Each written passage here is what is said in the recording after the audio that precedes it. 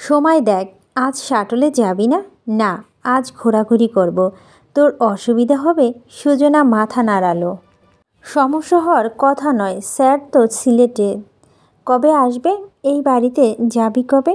উনি আসলে নিয়ে যাবে বলল। জানি না শিওর স্যার, এখানে থাকলে দারুণ মজা হতো। ধুর, ফালতু। যাই, জানতে চাইল। স্যার সাজেস্ট ব্যবসা প্রফেশনাল না? চল উঠি। কোথায় যাবি? আর আশেপাশে কোথাও। মেহুল বলল। নিহাত কি শাটলে যাবে? ডাকা উচিত না? শান্তার সুজনা সায় জানালো। জাহিন বলল, আমি ডাকতে পারবো না, আমাকে ধমকাবে। আহির বলল, আমি ডেকে আনি। আহির চলে গেল। নিখিল বলল, সব সময় ডাকতে হয়। মেহুল বলল, ছাড় না, আমার আর কতদিন একসাথে আছি। সাইবের খবরটা শুনে ভয় ঢুকে গেছে। সুজো, তোর কি এমন ফিলিংস হয়েছে? মনে হচ্ছে কত দূরে সরে যাচ্ছে, অথচ এই খবরটা শোনার জন্য এতগুলো দিন অপেক্ষা করছি। সুজনা মৃদু হেসে বলল, এমন হয়, আমারও হয়েছে। চিন্তার কিছু নেই, সব ভালো হবে। মেহুল মাথা দুলালো। তাই যেন হয়। সুজনা তার শুকনো মুখ দেখে হাসল। সেও ভেবেছিল সবটা পাল্টে যাবে, আসলে কিছু পাল্টায়নি, শুধু দূরের মানুষ কাছে এসেছে। আর এটা আনন্দের। সেই সব ভাবতে ভাবতে সুজনার মন খারাপ হলো। আজ 5 দিন হয়ে গেছে মাস্টারমশাইকে সে দেখেনি। আজকাল কথা বলে মন ভরে না। মাগরিবের নামাজ পড়ে সাজিয়া বেগম রান্নাঘরে এসে দেখল সুজনা চুলোয় চায়ে পানি বসিয়েছে। সায়েম বাজারের থলে নিয়ে মাছ তরকারি বের করতে করতে বলল, আপা ভাইয়ার আজকে আসার কথা না? আসবে না? জানি না। মাকে দেখে সুজনা বলল, আম্মা, মাংসগুলো আমি কেটে ফেলি, ফ্রিজে রেখে দিব। ফ্রিজে রাখবো? আমি চেয়েছিলাম ছেলেটাকে তাজা রেঁধে খাওয়াবো। দেরিতে এলে বাসি খেতে হবে আম্মা। একটা ফোন করে দেখ না গাড়িতে উঠেছে কিনা। সুজনা মায়ের দিকে তাকাতেই উনি কথা ঘুরিয়ে বলল, ওদিকে সমস্যা হতে পারে, তাই হয়তো ফোন ধরছে না। চাটা বানাও, আমি মাছ কেটে পড়তে বসবো, আমার পড়া আছে। আচ্ছা। মায়ের সাথে আর কথা এগোতে চাইল না তিনি। সুজনা চিংড়ি মাছ আর মাংসগুলো কেটে শেষ করার আগেই তার ফোন বেজে উঠল। বটি ওভাবে রেখে ঘরে ছুটল সে। ছায়েম বলল, ভাইয়া নিশ্চয়ই আজ আসবে। আম্মা? তাই যেন হয়। দুটো ভাত খাবে, তাও যদি তাজা রেঁধে না খাওয়াতে পারি। সুজনা ফোন তুলতে তুলতে ফোন কেটে গেল। হতাশ হলো সে।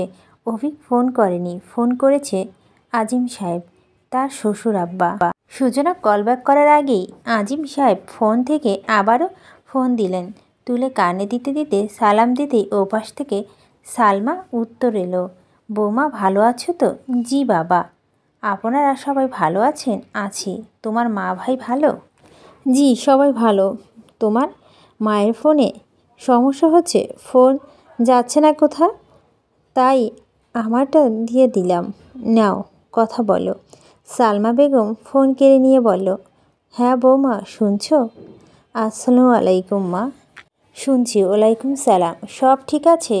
সবাই ভালো আছে তো? জি। পড়তে বসেছো বুঝি? শোনো, আমি ঘরে এসে চুপচাপ ফোন দিচ্ছি তোমায়। অভি ফিরেছে মাগরিবের কিছু আগে।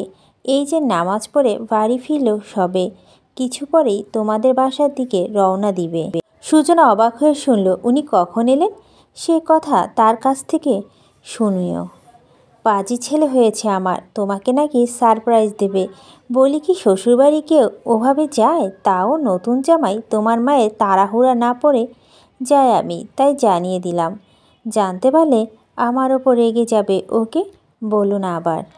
না বলবো না, কিন্তু এটা কেমন সারপ্রাইজ? সকাল থেকে ফোন তুলে পরে ফোন করবে বলে কেটে দিল, আর সারাদিন খোঁজ খবর নেই। আমি কি আর বলবো? বাপের মতো আক্কেল কম ছেলেটার। তুমি বউ হয়ে গিয়েছো, তাই ওর বদনাম করে ফেলছি। সুজনা মৃদু হাসলো, বলো, আচ্ছা বলেছে, খুব ভালো হয়েছে। আম্মাকে রান্নাবান্না বসাতে বলি। বাবুরা ভালো আছে? আছে।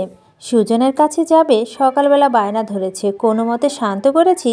এখন অভি যাচ্ছে শুনে আবার শুরু করলো। আমি অভিকে চুপিসারে পাঠিয়ে দিচ্ছি, ওদেরও পাঠান, আমি সামলে নেব, দরকার নেই। কাল 9টা 10টা করে দুজনে চলে এসো। আগামী সপ্তাহে আবার যেতে পারবে, সমস্যা নেই। সুজন ছোট্ট করে জবাব দিল, আচ্ছা। সালমা বেগম আরও দু একটা কথা বলে ফোন কেটে দিল। সাজিয়া বেগম জামাই আসছে শুনে খুশিতে নাস্তার হরেক রকমের রান্নাবান্নার ব্যস্ত করে দিল রাশেদা বেগমের সাথে আজ জামাই আদর। অভিক রেডি হয়ে নিচে এলো, সোফায় বসে পায়ের জুতো ফিতে ঠিক করতে করতে বলো, মা জেম্মা বেরোচ্ছে। আনিকা এসে বলল, সুজানা কাল আসছে তো? খুব ভালো, আমাদের বাড়িতে নিয়ে যাব। আভিক ভুরু কুচকে তাকালো। ওখানে কি? ওখানে কি মানে? মা আর ছোটো মাকে ডাকবো। ও আমার যা, ওকে আমার বাড়িতে নিয়ে যাব না? ওকে নিয়ে সবাই বেরালে আমি কাকে নিয়ে বেরাবো? তুমি অনেক সময় পাবে। জিনিয়া দাদুকে ধরে ধরে নিয়ে এসে সোফায় বসিয়ে দিল। সালমা বেগমের চায়ের ট্রেনে রাখতেই সবাই চা নিল। আজিম সাহেব এসে বলল, আজ চা এত দেরিতে কেন? সালমা বেগম বলেন, তোমার ছেলে পেছনে ছুটতে গিয়ে দেরি হয়েছে। অভি কিছু খাবি?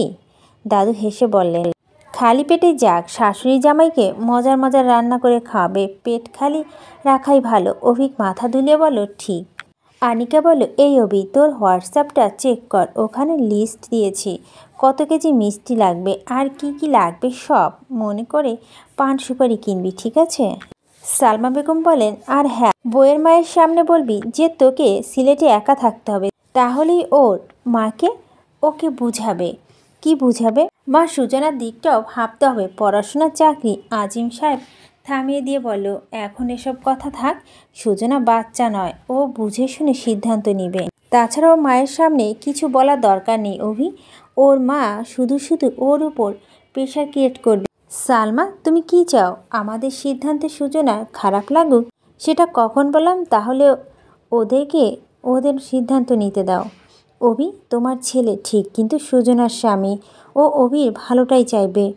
অভি সোফা ছেড়ে বলল, থ্যাঙ্কস বাবা।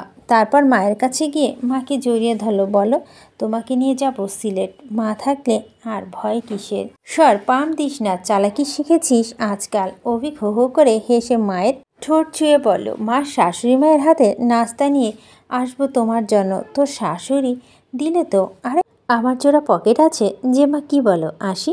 আঞ্জুমানা বেগম মাথা মুখে হাত বুলিয়ে বলল, পাগল ছেলে। অভিক হাসলো। বলো দাদু আসি, বাবা, জিনি আপু আসি। সিঁড়ি থেকে ফুপি বলল, আভিক বাবু আসছে, তাড়াতাড়ি বের হ। অভিক দ্রুত বেরিয়ে গেল। বিচ্ছুগুলোর সাথে গেলে তাকে সুজনার কাছে সে ঘেঁষতে দেবে না। রান্নাবান্না শেষের দিকে সুজনার কথা সাজিয়া বেগম নাস্তার আইটেম কমিয়ে দিয়েছে। সুজনা বলেছেন, অভিক তেল চটচটে নাস্তার ঝাল খুব কম খেতে চায়। খাবার দাবারের প্রতি খুব বেশি যত্নশীল সে। তার পছন্দের খাবারের মধ্যে একটা ডিম পুটি আর দই। সাজিয়া বেগম তাই এক দুটো দিকে মনোযোগ দিয়েছে, বাকিগুলো অভি খেতে চাইলে খাবেন, না খেলে নেই। তাছাড়া সুজনা বলছে, নাস্তা খেলে সে আর ভাত খেতে পারবে না, কফি খায় বলে গরুর দুধ জমিয়ে রেখেছেন তিনি। রান্নাবান্না শেষ করে ঘরদোর গুছিয়ে নিয়েছেন সুজনা। রোজা তাকে হাতে হাত সাহায্য করছে। সুজনার বাড়ি আসায় সে ভীষণ খুশি। সুজনা আবার বিয়ের পর তার একা একা ভালো লাগে না। আজকে দুলাভাই আসবে, দুলাভাই খুব মজার মানুষ। রাশেদা বেগম এসে বলেন, তোর মায়ের সব হয়ে এসেছে, তোকে বলছে সালোয়ার কামিজ পাল্টে নিতে। সুজনা মাথা নেড়ে বলো, ঠিক আছে। রোজ বলো, আবার তুই শাড়ি পরো কেন? শাড়ি পরলে তোমাকে সুন্দর লাগে তাই। আন্টি বলেছিল শাড়ি পরার কথা, নতুন বৌদি শাড়ি পরলে তখন বউ বউ লাগে। এই যে সালোয়ার কামিজ পরে আছো, একদম বউ বউ লাগছে না। সুজনা হাসলো ওর গাল টেনে দিয়ে। পেকে গেছিস খুব। রোজা গালে হাত বুলাতে বুলাতে বলো, ভাইয়ার সায়েম ভাই গেটে ওখানে অপেক্ষা করেছে, দুলাভাই এক্ষুনি চলে আসবে, তুমি গিয়ে রেডি হও। আমার রেডি হওয়ার তাড়া নেই, তোর দুলাভাই কি আমাকে নতুন দেখছে নাকি? তোমাকে যদি এরকম দেখে বলবে বাপের বাড়িতে কামের বেটি সেজে থাকো। সুজনা হাসতে হাসতে বলো, বড় আন্টি শোনো তোমার মেয়ের কথা, মেহুলকে তো জ্বালিয়ে মারতে দেখছি, ভাবিকে কোরবানির আগেই ঘরে তুলবে বলছে আম্মা। আব্বাও ফোন করে বলেছে, কথাবার্তা এগোচ্ছে। আঙ্কেল দেশে কবে আসছে? মাথায় টাক হলে সুজনা হেসে উঠল। রোজাও হাসলো। রাশেদা বেগম এসে তাড়া দিল, আরে আরে এখনও দাঁড়িয়ে আছে কেন জুজু? যা কাপড় চোপড় পাল্টে দুহাত ধুয়ে নে। যাচ্ছি। এমন করছো যেন আমাকে এই প্রথম দেখতে আসছে। সুজনা পেঁয়াজি রঙের শাড়ি পরল। মুখ ধুতে গিয়ে অর্ধগোসল সেরে নিয়েছে সে। চুল মোছার সময় খবর এলো সরিষাবাড়িতে মশাইয়ের পা পড়েছে। চারপাশে এমন হইচই পড়ে গেল যেন নতুন বর এসেছে বিয়ে করতে। যদিও বিয়ের পর নতুন জামাই এসেছে। মা নতুন জামাই সদর দরজা থেকে এগিয়ে নিতে গেল রাশেদা বেগম আর কয়েকজন প্রতিবেশীর সাথে। সুজনা রোজাকে নিয়ে বারান্দায় গিয়ে দাঁড়ালো। ওখান থেকে গেট অবধি দেখা যায় সাদা কালো থিন সান প্রোটেক্টিভ সামার জ্যাকেট গায়ে। দেখা গেল মশাইকে। হেসে খেলে সাইব আর সাইমের সাথে হেঁটে আসছে। পাশে বিল্ডিং দেখে কয়েকজন ঠেলাঠেলি করে নতুন জামাই দেখতে চাইল। বুঝতে না পেরে আফিক সাইবকে বলো, কি ব্যাপার বলুন তো? সাইব হেসে বলো, সরিষাবাড়িতে আপনি একমাত্র জামাই, তাই দেখছে। আচ্ছা, ব্যাপারটা দারুণ। তারা উকি দিয়ে দেখতে অভিক নিজে উকি দিয়ে তাদের চাইল। তারা লজ্জা পেয়ে গুটিয়ে যেতেই সাইব বলল, আন্টি জামাই সালাম দিয়েছে। উত্তর হলো, হ্যাঁ হ্যাঁ দিয়েছে, আসতে বলছে চা নাস্তা খাওয়ার জন্য। হ্যাঁ হ্যাঁ আসবো। অভিক তাদেরকে উদ্দেশ্য করে বলো, ভেবেছি শ্বশুরবাড়িতে যাওয়ার পরপরই লজ্জা পাওয়ার ভান করব, কিন্তু এসে দেখি সব উল্টো। সবাই উল্টো আমাকে লজ্জা পাচ্ছে। কি হলো ব্যাপারটা? সবাই হাসলো তার কথায়। সুজনা কপাল চাপড়ে বলল, আল্লাহ, এত বকবক করে কি করে লোকটা? নিচে সদর দরজায় দোরঘোর দাঁড়িয়ে সাজিয়া বেগম আর বাকিরা তার কথাগুলো হাসলো। সাইব আর সাইমের হাতে অনেক বক্স প্যাকেট কার্টুন। আভিক হাতে সাদা একটা মাঝারি সাইজের শপিং ব্যাগ। দরজার কাছে এসে সবাইকে দেখে সালাম দিতে সবাই সালাম দিয়ে শাড়ি আঁচল টেনে মুখে ঢেকে দিয়ে পিছনে দাঁড়ালো। সাজিয়া বেগম এগিয়ে আসলেন। আভিক ওনাকে দেখে হাসলেন, চমৎকার করে ডাকলেন, শাশুড়ি আম্মা। সাজিয়া বেগম ঠিক করে হেসে দিল। আভিক সালাম করতে করতে উনি মাথায় হাত বুলিয়ে বলল, কত আয়োজন করেছি এই 4 দিন ধরে, জামাই বাজার আসার নামগন্ধ নেই। আভিক মাথা পিছু হাত বুলিয়ে হাসলো, বলল, যার জন্য এত আয়োজন তাকেও একটু আয়োজন করে আসতে হয় নাকি?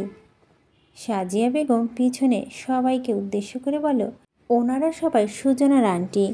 অভিক রাশেদা বেগমকে চিনল শুধু। সালাম দিতেই ওনারা সালাম নিলেন। অভিক বলল, ব্যাপারটা কি? সরিষাবাড়ির সবাই কি লজ্জা পা রোগ আছে নাকি?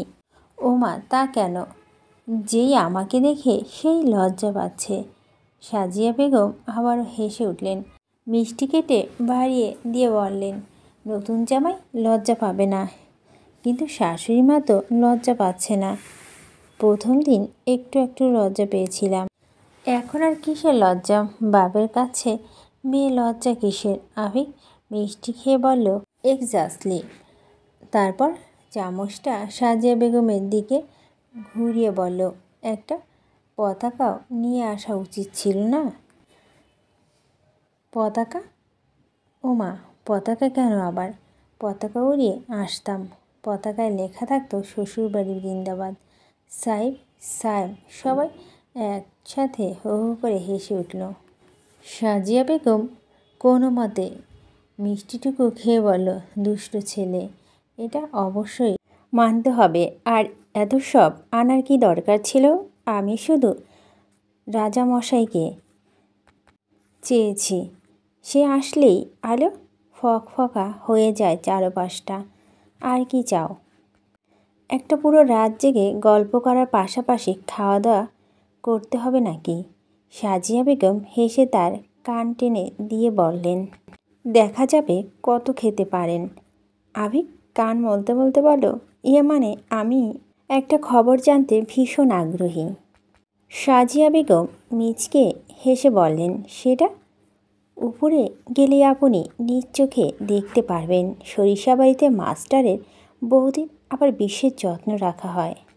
অভিক লজ্জা পেল, তাই সশব্দে হেসে উঠল, বলল, ভারী টেনশনে ছিলাম, শুনে আমার পালিটিশন কমে গেল। সবাই একসাথে হেসে উঠল আবারও। সাইব আর সাইমের সাথে অভিক তৃতীয় তলায় উঠে এলো। সাজিয়া বেগম সুজনার ঘরে এসে বলল, জামাই চলে এসেছে, কি কি দেব একটু এগিয়ে দে, আগে দেখা করে নে। সুজনা মাথা নাড়ালো। রোজা বলে, আপা, ভাইয়া যদি এখানে চলে আসে? আমার খুব লজ্জা করে, আমি চলে যাই।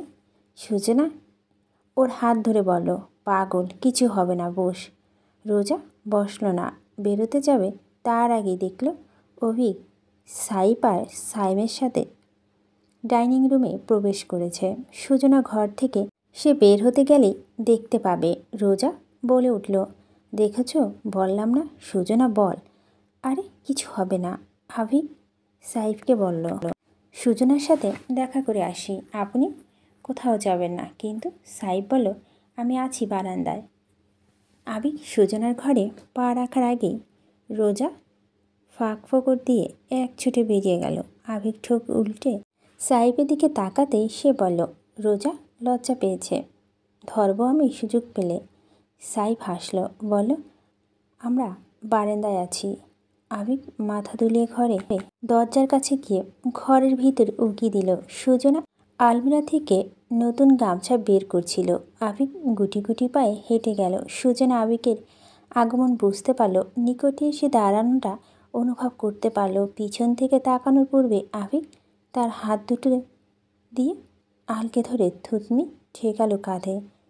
সুজনার সর্বাঙ্গ কেঁপে উঠল। আভিক গালের সাথে গাল চেপে ধরতেই সুজনা এক পাশে হেলে পড়তে অভিক বলল, Mrs Fardin, I miss U A লট। সুজনা অনেকক্ষণ কিছু বলল না, চুপচাপ ওভাবেই থাকলো। আলমিরা আয়না অভিককে দেখল। অভিক সেখানে তাকিয়ে ভুরু নাচালো, বলল, এই দেখুন, আপনি আমার অভাবে কতটা শুকিয়ে গেছেন। মুখ শুকিয়েছে, চোখ শুকিয়েছে, ঠোঁট শুকিয়েছে। সুজনা হাসতে চাইল না, তারপর চাপা হাসলো, যদিও এভাবে তার শান্তি লাগছিল। এই কাঁপিয়ে দেওয়া স্পর্শ আর ঘ্রাণটা মাঝে ডুবে থাকতে ইচ্ছে করছিল। তারপর বলল, এখন যদি কেউ চলে আসে আর এই অবস্থা দেখে নেয়, তার দায় কে নেবে? নিঃসন্দেহে আমি। আচ্ছা। আভিক হাসল। সুজনাকে সামনে ফিরিয়ে আবার দু হাতে বাঁধন আষ্টে পিষ্টে বেঁধে দিয়ে কপালে এক পাশে ঠোঁট ছুঁয়ে মুখটা মাথায় ঠেকিয়ে রাখল। বলল, আমি আপনাকে মিস্টেক করিনি নাকি? সুজনা মাথাটা বুকে মিশিয়ে নিতে নিতে বলল, করেছি। আভিক হাসল। তা শুনে বলো, রাগও করেছেন? সুজনা চট করে মাথাটা তুলল, করব না?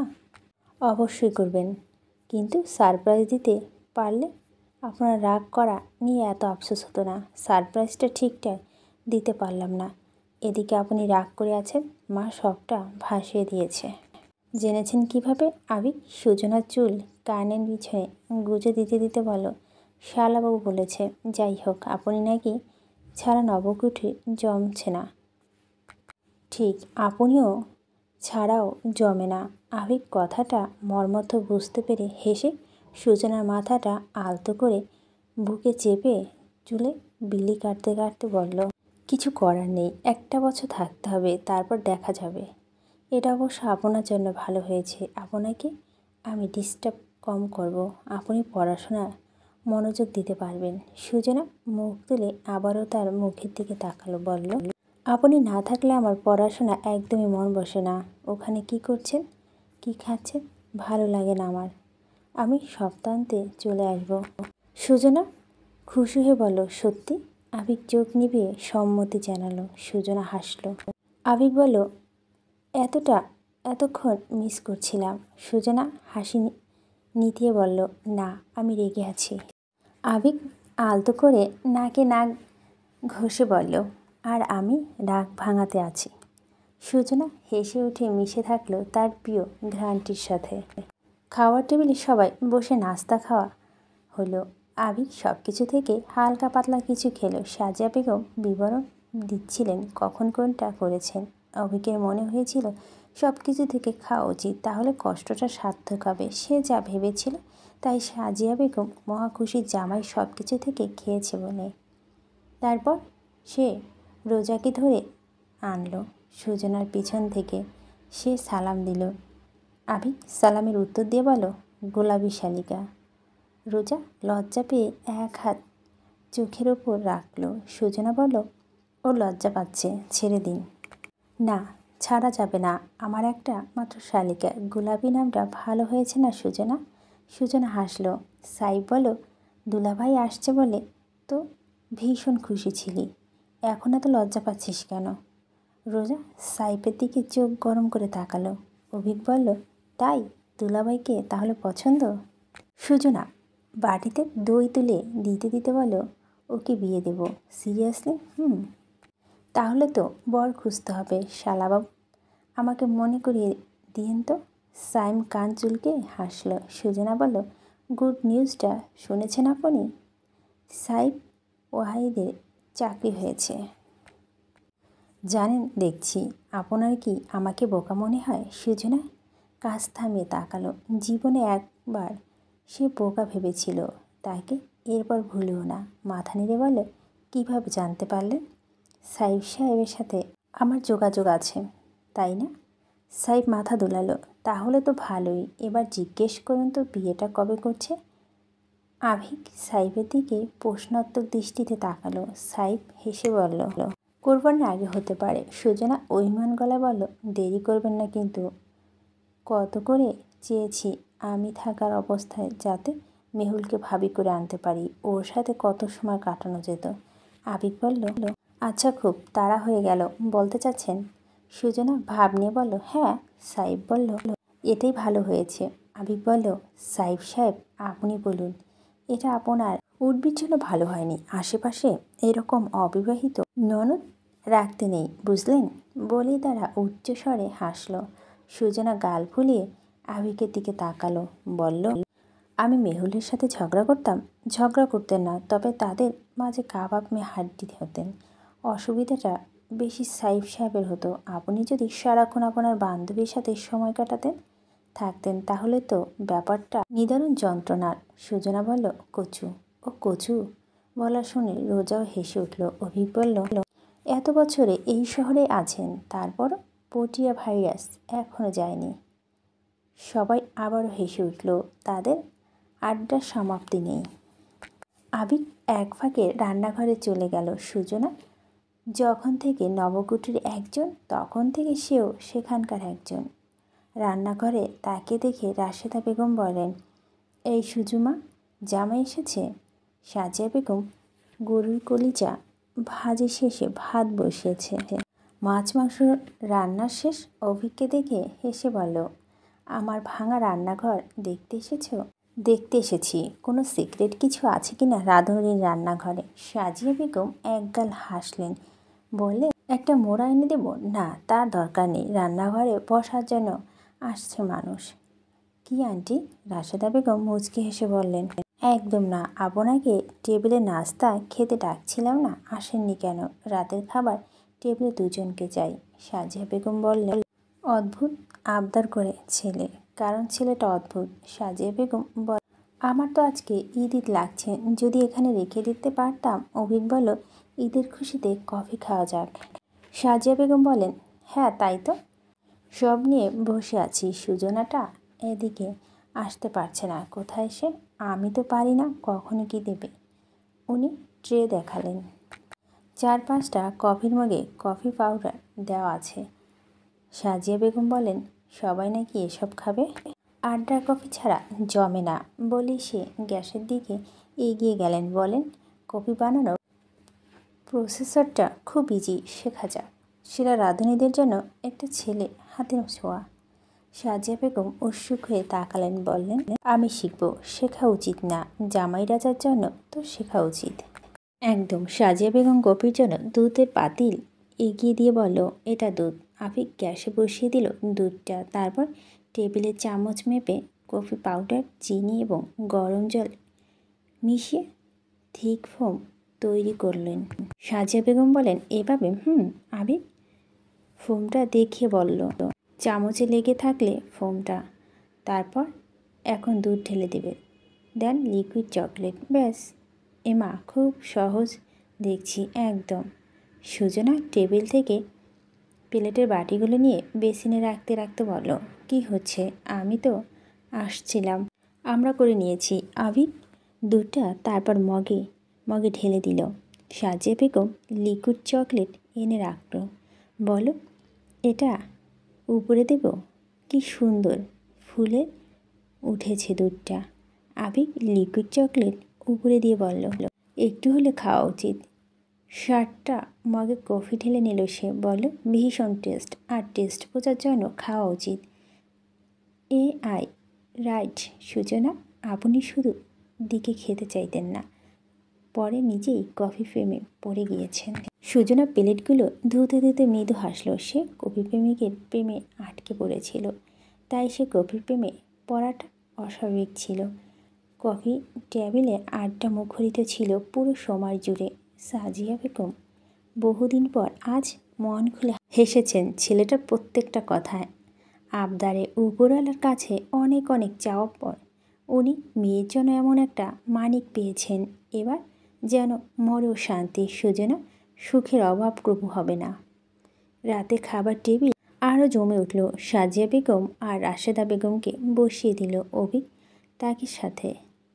সাজিয়া বেগম তাকে সবগুলো রান্নার বিবরণ দিল।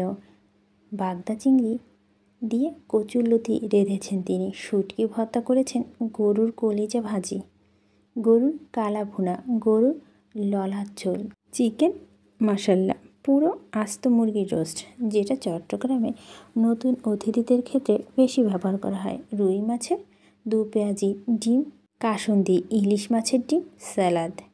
সবাই সব আইটেম থেকে কিছু কিছু তুলে নিল। আবির বলল, মাশাল্লাহ, রান্নাগুলো চমৎকার, দেখে পেট ভরে গিয়েছে, কিন্তু খেতে না পারলে কষ্ট হবে না। সাজিয়া বেগম বললেন, একদম কম কম করে রেঁধেছি, নষ্ট হবে না। আবির সব কিছু থেকে খেলো। সাহেবকে বলল, মিস্টার ওয়াহিদ, আপনার পালা আসছে, এখন থেকে বেশি বেশি খাওয়া শিখে নিন। সাহেব হাসলো, বলল, এখন থেকে তো ভয় করছে। আরে ভয়ের কিছু নেই, এই যে আমাকে দেখছেন এভাবেই খাবেন, ব্যাস হয়ে গেল। সবাই একসাথে হাসলো। অভিক সবাইকে নিজ এটা ওটা তুলে দিল। সাজিয়া বেগম আর রাশেদা বেগমকে তুলে দিল। সাজিয়া বেগম বলে, এতগুলো তরকারি খায় না তো আমি, রান্না করলে তো খেতে হবে, এতগুলো রান্না কে খাবে? রোজাকে বলল, গোলাপি ম্যাডাম, আপনাকে মাংস দেব? রোজা আঙুল দিয়ে পাতে সব দেখিয়ে দিল। অভি তার পাতে ডিম রোজা পাতে তুলে দিয়ে বলল, তাহলে মুরগির আন্ডা খান শালিকা। রোজা মাথা নিচে নামিয়ে হাসলো। সুজনা হেসে বলল, ওকে খেতে দিন তো, লজ্জায় খেতে পারছে না ঠিক করে। আবেগ হেসে রোস্টের পিছনে অংশ কেটে সাইমকে দিল। বলল, লাস্ট পিস খান, আর কথা বলুন শালাবাবু, এত চুপচাপ লাজুক হলে চলবে না। সাইমও খেতে খেতে হাসলো। আবির সাইফকে দিকে তাকিয়ে বলল, সাইফ সাহেব, আপনি দেখছি ওদের কাতারে পড়ে আছেন, নিন। সাইফ হাত দিয়ে ঢেকে বলল, যথেষ্ট খাচ্ছি, নষ্ট হবে, দেবেন না আর। আপনি কিন্তু খাচ্ছেন না। এটা বলবেন না, আমার শাশুড়ি মা বেজায় রেগে যাবেন। সাজিয়া বেগম ওর পাতের দিকে তাকিয়ে বলল, ঝাল একদম কম দিয়েছি, এজন্য তো বেশি খাচ্ছি। আবির সুজনার পাতের দিকে তাকালো, বলল, সুজনা মায়ের মতো ঝাল বেশি খায়। হ্যাঁ, ও ঝাল না হলে খেতে চায় না। এখন তো ঝাল কম খাওয়া শিখতে হবে। দুজনের জন্য কি আলাদা করা যায় নাকি? যদি ওকে যেতে হয় সিলেট, তখন ঝাল বেশি খাওয়া মানুষ ঝাল কম খেতে পারে, কিন্তু ঝাল কম খাওয়া মানুষ ঝাল বেশি খেতে পারে না। এটা কোনো ব্যাপার না, ঝাল কম খাওয়া আমার অভ্যাস না, রোগ। ওষুধ পড়লে ঠিক হয়ে যাবে। আমার রোগের কারণ সুজনার অভ্যাস পাল্টানো অনুচিত। সুজনা তার চোখে চোখ তাকালো, শেষে চোখ নামিয়ে হাসলো।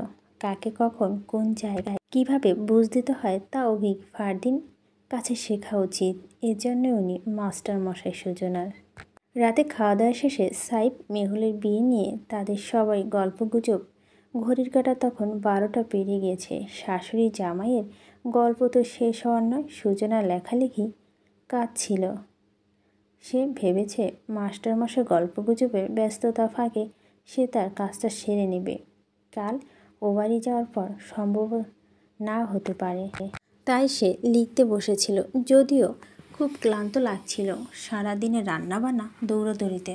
মাছ কাটতে গিয়ে হাতে কাঁটা বেঁধেছিল, সেটা আরেক যন্ত্রণা। সে লিখতে লিখতে টেবিলে কখন মাথা রেখে ঘুমিয়ে পড়েছিল তার খেয়াল নেই। ঘড়ির কাঁটা থেকে সাই বলে, আপনি জার্নি করেছেন, ঘুমিয়ে পড়া উচিত। সাজিয়া বেগম সেটা বলতে পারছিল না এতক্ষণ। ছেলেটা খুব খাটুনি হলেও আর চেহারাটা লক্ষ্য করা যাচ্ছে। উনি তাড়া দিলেন। শেষমেশ গল্পের আসর ভাঙল। রাশেদা বেগম পই পই করে বলে গেলেন, জামাইকে কাল সকালবেলা তাদের এখানে নাস্তা করতে হবে, আর দুপুরে ওখানে আয়োজন হবে। বিকেলে যেতে পারবে তারা। আবিকের না করার কোনো সুযোগ ছিল না। ঘরের দরজা ঠেলে ঢুকতে ঢুকতে আবিক সুজনাকে ডাকলো। সুজনা কোনো সারা শব্দ নেই, কিন্তু যা দেখলো তাতে তার হাসি পেল ভীষণ। কি পড়াকু ছাত্রী তার, কলমটা এখানে হাতে রয়ে গেছে। দুটো লাইন কমপ্লিট করতে পারেনি সে। অভিক ওভাবে কয়েকটা ছবি তুলো সুজনার সামনে থেকে, পাশ থেকে। তারপর আনিকা হোয়াটসঅ্যাপে পাঠিয়ে দিল। আনিকা ভয়েস পাঠালো, এত রাতে ফাজলিং করছিস মেয়েটার সাথে? এগুলো ভীষণ জরুরি। সুজনার শাড়ির আঁচল মেজে ছুঁই ছুঁই করছে, খোপা হাত খোলা অবস্থা। আবিক পিছনে গিয়ে দাঁড়িয়ে ফিস করতে সুজনা চট করে চোখ মেলে তাকালো। এদিক ওদিক তাকিয়ে বলল, সকাল হয়ে গেছে।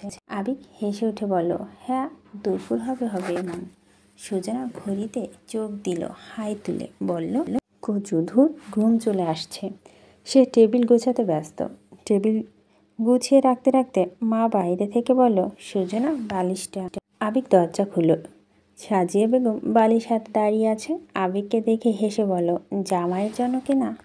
অভিক বলল, পার্টি? সাজিয়া বেগম হেসে ফেললেন, বললেন, ছেলেটা সব মনে থাকে, ওটা বোধ হয় লাগবে না, তবে সুজনার কাছে আছে। ওকে গুড নাইট শাশুড়ি মা। আচ্ছা। সুজনা বিছানার চাদর ঠিক করে বলল, উপরে নাকি নিচে ঘুমাবেন? বউ যেখানে আমিও সেখানে। সুজনা হেসে বলল, আমার বিছানা একজনের, নিচে ঘুমাবো। নতুন পাটি বিছান, দারুণ হবে সত্যি। 3টা। সুজনা রঙিন পাটি বের করলো, বিছানা ঠিক করলো, তারপরে মশারি টানিয়ে দিল। বলল, এখানে মশা আছে। অভিক মশারির ভিতর ঢুকে বলল, এখানে নেট পাওয়া যাবে? আমার ঘরে নেট পাওয়া যায় না, বারান্দায় যেতে হয়। ধ্যাত, এখানে ওয়াইফাই নেই, নেট নেই, কিচ্ছু নেই। সুজনা লাইট বন্ধ করে ফোনের লাইট জ্বালিয়ে মশারির ভিতর ঢুকে মশারি ঠিক করলো। বালিশ দুটো ঠিকঠাক বিছিয়ে দিতে দিতে অভিক একটানে কোলের কাছে এনে পিছন থেকে জড়িয়ে ধরলো, মুখ গুজালো ঘাড়ে। বলল, বউ তো আছে। সুজনা সুরসুর লাগায় সে হেসে উঠল। উষ্ণ উদরে হাতের ঠান্ডা ছোঁয়া লাগতে বুকের সাথে পিঠে ঠেকিয়ে হাসতে হাসতে বলল, আমার সুরসুর লাগছে, ফ্ল্যাশ লাইটটা বন্ধ করে ছাড়ুন। হালকা আলো আপনাকে দেখা মজাটাই আলাদা। সুজনা হালকা ছাড়া পেয়ে সামনের দিকে ঘুরে বসলো। তখন কয়েকটা ইঞ্চি দূরত্ব বোধ হয়। চোখের সাথে চোখ আর নিঃশ্বাসের সাথে নিঃশ্বাস মিশে যাবে এমন। খুব যত্ন সুজনা একটা একটা চুল পিছনে গুজে দিল অভিক। সুজনার চোখ নিভিয়ে আলতো স্পর্শগুলো তখন অনুভব করছিল। হাত দুটো যখন তার মুখটা যত্ন করে আলগে নিল, তখন সে চট করে চোখ মেলল, একটা আঙ্গুল মাঝখানে রেখে বলল, আমি রেগে আছি তো? আমি কেন আছি? অভিকের উষ্ণ প্রলম্বিত চুম্বন ললাট স্পর্শ করতে আঙ্গুলটা নিভে যেতেই আর দ্বিধা করেনি পোক্ত ঠোঁটে দর্শনে আর পেছনে। সুজনার বুকে মুখ গুজে তাকে ঠোঁট ছোঁয়ালো, তারপরে মুখ তুলে গাল আঙ্গুল দিয়ে ছুঁয়ে দিতে দিতে হেসে বলল, এতগুলো মাছ পরিষ্কার করা যাবে? এত ধারালো? তার আঙ্গুল যেন বিঁধে যাচ্ছে। আবেগ নিজের গাল নিজে ছুঁয়ে সুজনার হাতটা এনে গালে ছোঁয়ালো, আবার বলল, এই নরম তালুতে এগুলো বিঁধে দেওয়া মজাটাই আলাদা। সুজনা বলল, কচু। আবিক তার গালে পেশলো, ঠোঁটের চুম্বন রাঙিয়ে দিয়ে মজা করে বলল, মন ভালো রাখার জন্য প্রচুর প্রেম করতে হবে। কচু কচু। আবিক হেসে উঠল, তার কোলে মাথা রেখে শুয়ে পড়ে বলল, কচু কচু রাঁধুন, দেখি বরের সেবা করুন। সুজনা তার চুলে বিলি কাটল। তার সর্বাঙ্গে তখন শিহরণ। সে মিনমিন করে বলল, সবাই থাকা সত্ত্বেও আপনি না থাকলে আমার বাড়িতে খুব একা লাগে। আপনি থাকলে সব ভালো লাগে। ভার্সিটি ক্লাস বন্ধ না থাকলে বইপত্র সহ আপনাকে নিয়ে যাব। টুনাটুনি রেঁধে বেড়ে খাবো। সিলেট শহরটা ঘুরবো। মজা হবে না? তারপর আপনার পড়াশোনা শেষ হবে, আমারও এদিকে বছরটা ঘুরে যাবে। ততদিনে আপনার পাসপোর্ট হয়ে যাবে, আর তারপর হানিমুনে যাব। হানিমুন? এতদিন পর মানুষ হানিমুনে যায়? অভিক তার উদরে মুখ গুজে বলল, আমরা যাব। সুজনা কিছুক্ষণ কোনোরূপ শব্দ ছাড়াই বসে থাকলো। তার এইরূপ অবস্থা দেখে অভিক হো হো করে হেসে উঠে সরে পড়ল বালিশে। সুজনা তার দিকে ঝুঁকে বলল, মজা করছেন আবার হাসছেন? অভিক হাসি থামানোর চেষ্টা করল। সুজনা টেনে বুকের উপর এনে দুহাতে আলগাল রাখলো। বলল, একটা মানুষ আমার হাসি মজা তার সাথে তো করব। তার কপালে চুলগুলো নিয়ে খেলতে খেলতে কপালে ঠোঁট ছোঁয়ালো। বলল, শুনুন না, একটা কথা বলতাম।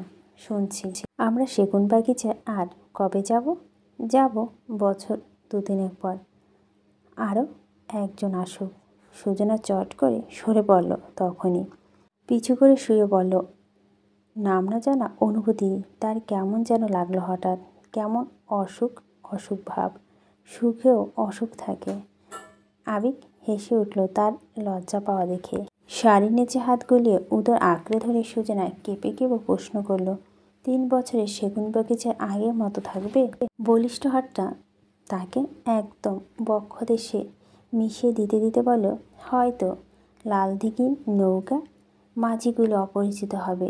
সেগুন কাঠের বসার টুলটা ভাঙা থাকবে, সমস্যা নেই। সেই ছোট্ট পুতুলটা বসতে পারলেই হলো।